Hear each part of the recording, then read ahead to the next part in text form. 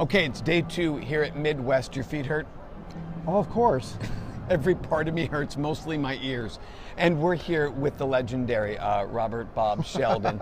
So I want to start this interview with I had the most fascinating dinner with this man 2.5 years ago at Texas Band Masters. I think so. We sat next to each other and he told me his history of how he got into this business and the people he's studied under. It will blow your mind. Give him the bullet points, the highlights. I just happened to be, like many people, in a place where there were some really good teachers, and I had a really good experience. I chose to go to University of Miami because one of my favorite composers at the time was Clifton Williams and also Alfred Reed. So that's why I went to school there, is to have a chance to work with them.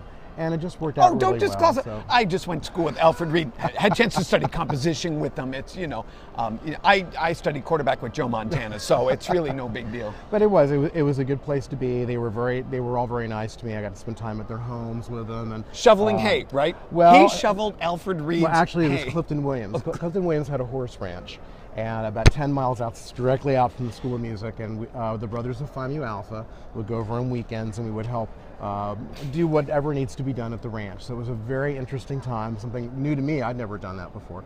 Well, Al Reed was an amateur photographer, so we would spend time with him in his darkroom developing pictures, which is also something I'd never done. See, you do this to go study music, and instead you're riding horses and developing pictures. You never know. And my conducting in case teacher the composing thing didn't work work out for you. You have things to fall back on. I happened to be studying conducting with Frederick Fennell at the time when he had just moved to a new condominium, and that was where he used to have us come over to go swimming so we could conduct underwater. That was the underwater conducting years. Swimming with yes. Fred Fennell. Well, he was really short, so he had to stand in the shallow end, but he would have us conduct underwater to feel the pressure against the water against our arms. Yeah, that's and really it was, good, actually. Times, the things that you'd hear. We used to hear about Fennell's underwater conducting. Yeah, it sounds more interesting than it was. We just stood in the pool and conducted, but it was it was interesting times. That's why I had the best dinner in my life with this guy. So, okay, you're obviously one of the most prolific composers in our industry today. You have been for years. He won't say it, but I will. Has composition changed on the last 20 years? Are we voicing different? Are we obviously the tonality is a little bit different? But I think so. Talk to us a little bit. Well, I think that we found that there are certain things with composers that we can do to help make any band sound really good. And I'm not just about choosing the right keys. There's ways that we can voice things. And actually, if you want a real clear example, if you think about the music of Sousa and all of Sousa's music, if you look at those wonderful marches and you listen to them in their original format, everyone had the melody except for the tuba and the horns. Right. And the clarinets are all scored up in the stratosphere. So it's a very bright sound. But when it wasn't my fault when my band sounded bad? No, okay, that was exactly sure. it. But the reason, those were being performed outdoors. Right. From far away. From far away. Absolutely. So it was scored differently. And now we've gone from that kind of scoring to a very dark method of scoring. So we do what we can to help the ensemble sound as dark and mature as possible. Do you think, just out of curiosity, it's speculation, if Sousa were to hear a rescoring of his material, what? I don't know. Wouldn't that be a crazy It would be question? interesting, yeah. We'll have something we'll never know, obviously. But I don't know. I just think that one of the things I think that has really changed is the fact that our sound equipment nowadays is so much better. Our headsets, the things, we listen to music that is produced and recorded and is delivered to us in an amazing way.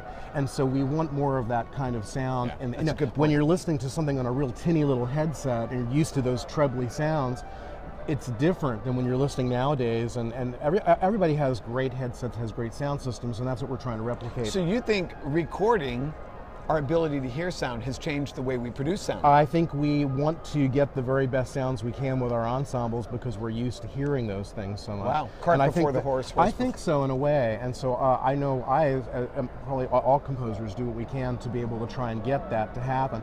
And of course, when you think about the style of music, when I was, growing up 1,000 years ago, you had a piece of music, you played it, it didn't necessarily have any programmatic content, and you were fine with that. But now I think as a result of all the influence of great film scores, we all want a story behind the music, and we want to be able to have the students learn how to recreate that moment through the music. And I think it's a great way to teach expression. It absolutely, and that's where choirs have an advantage because they get the use of the word. Oh, yeah. So just real quick, writing for grade 2 versus writing through grade 4 or grade 5, is there a difference in the way you approach it as a composer? Yes and no. From the standpoint of the musical intent, no. The idea of the thematic material and what you want to say, your message, no, that is exactly the same if it's a grade 1 or if it's a grade 5. The way I like to look at it is, in a grade 4 or 5 piece, you get to use the 124 Crayola box, and in a grade 1 piece, you get the 6 Crayola box. So you've only got the 6 crayons to work with. Can you recreate the Mona Lisa with those 6 crayons? So is it harder to write for grade 2 Yes. than grade 4? See, I think the average person walking by here right now staring at us like we're weird Well, we are. would think, I'm over it. It's okay. Afterwards, we're going to do I've an embraced my weirdness. underwater leadership We have a session. tank over here. Yes, we're going to. I think the average band director thinks it the exact opposite. But when you can do whatever you want to do, and the ranges are not an issue, and the notes, key signatures are not an issue, and the technical aspects, you think, oh, I just want to do this, you can do it. When you don't have the ability to do that because the students it's well beyond their experience, how are you going to create that moment in the music and get your point across and not do it with all those things? It's a lot, and it's not like it's smoke and mirrors. It's not that. It's just you have to find other ways to be able to communicate that, and that can be a real challenge. So I love it. It's like a puzzle to me. That's why I love it. It's like putting together a puzzle. It's no wonder you're one of the more performed and prolific composers in our industry. Just sitting spending 5 minutes with you. Well, I pay everyone really well to play my music. That's part of it. Last but not least, before we let him go and get back to work, he's a very humble man, but Bob Sheldon and the folks of Sound Innovations in Alfred have just shared with us that they're going to support the Be Part of the Band project. Absolutely. And help increase music education for one and for all. And we want to thank you for that. Well, Alfred Music is the leading supplier of music for educational purposes in the world, and we certainly want to do what we can to encourage more and more people to be a part of this. I'll do an honor band with some, an all-state band or whatever conducting, and when I'm finished, it's not unusual for me to actually turn to the group and say, I have something, you've been fantastic, I love working with you, but there's something I need to say. I am so angry with you people. And they kind of look at you and say, how dare you come here this weekend and have all this fun and not go home and insist that every one of your friends isn't in band?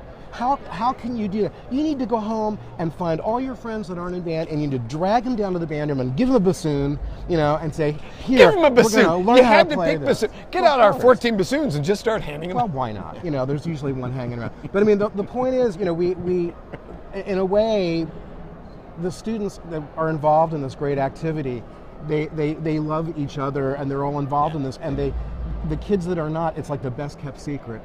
They're the ones that are missing out. And one of the things I find most fascinating now is not so much the students that were in band when they were in school, but it's the ones that weren't, and after school is over, they're now, they're out of high school, they're into college, and the students that I see that are in their 20s, late 20s, they kind of just don't really have a lot of interests.